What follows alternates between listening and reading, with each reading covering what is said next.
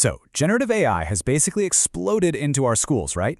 And if you're a teacher, a student, or a parent, you're probably feeling, well, a little perplexed. It feels like everyone's trying to figure out the rules for a game that's changing by the second. So let's try and make sense of it all. And this quote, man, it just perfectly captures where we are right now. Think about it. We're not building jumbo jets. Not even close. We're still a Kitty Hawk, just trying to get this thing off the ground and understand the absolute basics of a technology that could literally change everything about how we learn. And this image, this really gets at what it feels like on the ground, doesn't it? The keys are all scattered, educators are scrambling to create new policies and rules in the middle of a chaotic school year.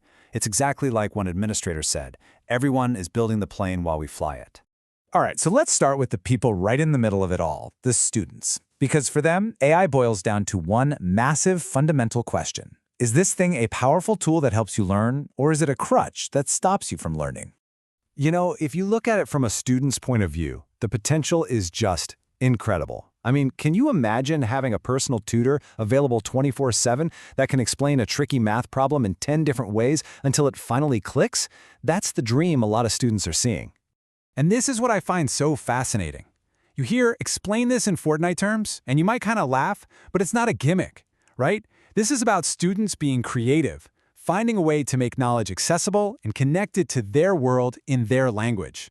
It's a totally new way to learn. Okay, but here's the flip side, and it's a big one.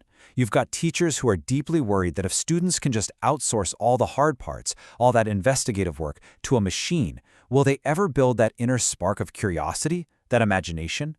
And yeah, this teacher, Jerry Kelly, he really hits the nail on the head. It's all about that central fear. So where's the line? When does this amazing tool turn into a crutch that actually makes you weaker?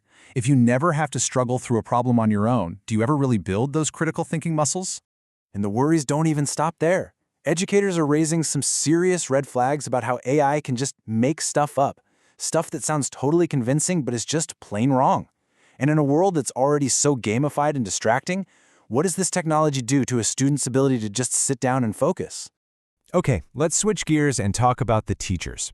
Because for them, AI is this weird paradox. On one hand, it could be an incredible assistant. On the other, it can feel like just one more overwhelming thing to deal with. Let's start with the assistant part because, wow, it can be a total game changer. I mean, think about it. Generating different lesson plans for all the different kids in your class, creating detailed rubrics and choice boards, getting personalized feedback on student writing, or even drafting those tough emails to parents that take so much emotional energy. This isn't just about saving a few minutes. This is about saving hours and hours of work. And this teacher, Sarah Abraham, she just sums it all up perfectly. For any teacher out there, you know that time is your most precious commodity. You never get it back. So if AI can give you some of that time back, that's a really, really powerful argument for it. But then you get the other side of the story, the burden. This teacher, Joseph O'Hara, tried it out.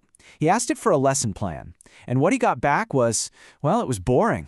It was generic, traditional, and just not very good.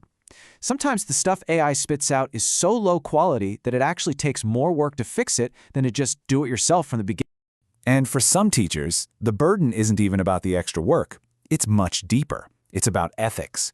Teachers like Sarah Falls are asking really tough questions, like, where did this AI get all its information? Is it built on stolen art and writing? What about the environmental cost? For them, even using it casually feels questionable. Okay, so you've got students who are excited, teachers who are hopeful but also really worried. How in the world does a school create a policy for all of this? This is the huge institutional challenge. Well, here's a look at how one school actually did it, and they did it really well. And notice how they started, not with rules, but with values, asking why are we even here? What's the point of our teaching? From there, they made sure everyone was speaking the same language, they actually asked students what they thought, and then they built the guidelines together. And the crucial last step, they had students help revise it. So it was a true community effort from start to finish. But even when you do all that, you run into this huge debate.